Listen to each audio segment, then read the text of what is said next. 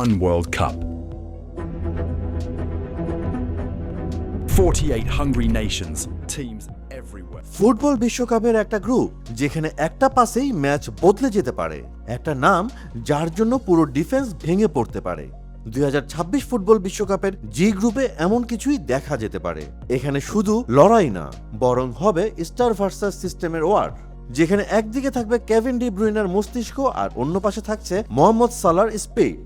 কিন্তু গল্পটা এত সহজও না, কারণ মাঝখানে দাঁড়িয়ে আছে একটা ওয়াল যার নাম ইরান, আর বিশ্বকে একটা ন্যূনতম চমক দেওয়ার জন্য হলেও প্রস্তুতি নিচ্ছে নিউজিল্যান্ড। এই জি গ্রুপ থেকে কারা পৌঁছাবে পরের রাউন্ডে? প্রথমেই আসি বেলজিয়ামের কথায়। এটাই হয়তো তাদের একটা প্রজন্মের লাস্ট ডান্স, এমন একটা প্রজন্ম যারা সব জিততে পারত কিন্তু পারেনি। কেভিন ডি ব্রুইনের একটা পাস, ডোকু ড্রিবল কিংবা লুকাকুর ফিনিশিং, এই আক্রমণ ভাগ যে কোনো দলকে ছিন্ন ভিন্ন করতে পারে। তারা পজিশন ধরে খেলে, হাফ স্পেসে ঢুকে অ্যাটাক করে, আর সুযোগ পেলেই ডেডলি ফিনিশ। কিন্তু সমস্যা হলো তাদের ডিফেন্স এখনো প্রশ্নবিদ্ধ, ট্রানজিশনে ধরা পড়ে এবং বড় ম্যাচে চাপ সামলাতে গিয়ে ভেঙে পড়ে। তবুও এই গ্রুপে তারা ক্লিয়ার ফেভারিট। এরপরেই বলতে হয় দ্য ফারাওস খ্যাত মিশরের কথা। এটা শুধু একটা দল না, বরং একটা মিশন, যাদের ফ্রন্ট সাইডে থাকবেন মোহাম্মদ সালাহ। এটা শুধু একটা নাম না, বরং একটা সিস্টেম। তার স্পিড, কাটিং, ফিনিশিং সবকিছুই ম্যাচের মোড় ঘুরিয়ে দিতে পারে। তার পাশে মারমুশরাও স্পিডি, ডিরেক্ট ও রিস্কি গেম খেলে অভ্যস্ত। মিশর খেলবে ডিপ ব্লকে, তারপর হঠাৎ কাউন্টারে। কিন্তু তাদের সমস্যা কি জানেন? স্টার প্লেয়ারদের উপর অতিরিক্ত নির্ভরতা। যদি সালাহ থেমে যায়, তখন মিশরও থেমে যায়। তবুও এই গ্রুপে দ্বিতীয় হওয়ার সবচেয়ে বড় দাবিদার তারা।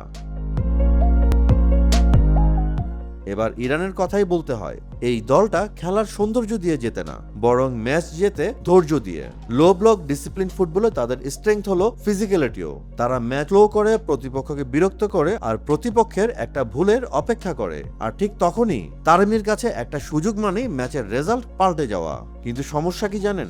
দলটির ক্রিয়েটিভিটি কম। যখন গোল দরকার, তখন তারা আইডিয়াও হারিয়ে ফেলে। তবুও এই দলটা কাউকে সহজেই ছাড়বে না। বেস্ট থার্ড হিসেবে উঠে আসার সম্ভাবনাই খুব বেশি। এই গ্রুপের আরেক দল অল হোয়াইটস খ্যাত নিউজিল্যান্ড। তারা ফেভারিট না, কিন্তু এই গ্রুপে একটা স্টোরি লিখতেই তারা এসেছে। Physical football, long ball, aerial domination তাদের স্ট্রেংথ। ক্রিস উড তাদের অন্যতম প্রধান অস্ত্র। কিন্তু সত্যিটা হলো এই গ্রুপের বাকি তিন দলের টেকনিক্যাল লেভেল অনেক ওপরে। তবুও নিউজিল্যান্ড একটা ম্যাচে শক দিতেই পারে। সব মিলিয়ে গ্রুপ জিতে খেলা হবে ক্রিয়েটিভিটি ভার্সাস ডিসিপ্লিনের, স্টার ভার্সাস স্ট্রাকচারের। প্রেডিকশন হিসেবে বলা যায় গ্রুপ চ্যাম্পিয়ন হিসেবে বেলজিয়াম নিশ্চিত পরের রাউন্ডে যাবে। সেকেন্ড দল হিসেবে মিশরকেই এগিয়ে রাখতে হয়। ইরান লড়াই করবে, কিন্তু পরের রাউন্ডে যেতে তাদের অপশন হতে পারে বেস্ট থার্ড দল হওয়া। কিন্তু মনে রাখতে হবে, বিশ্বকাপ কখনো স্ক্রিপ্ট মেনে চলে না। একটা মুহূর্ত, একটা ম্যাজিক, একটা ভুল, আর ইতিহাস বদলে যাওয়া। আপনার মতে সালাহ কি পারবেন ইতিহাস লিখতে, নাকি ডি ব্রুইনের ব্রেইনই জিতবে এই গ্রুপের যুদ্ধ? শেষ পর্যন্ত কারা যাবে পরের রাউন্ডে? কমেন্ট করে জানিয়ে দিন আপনার মতামত।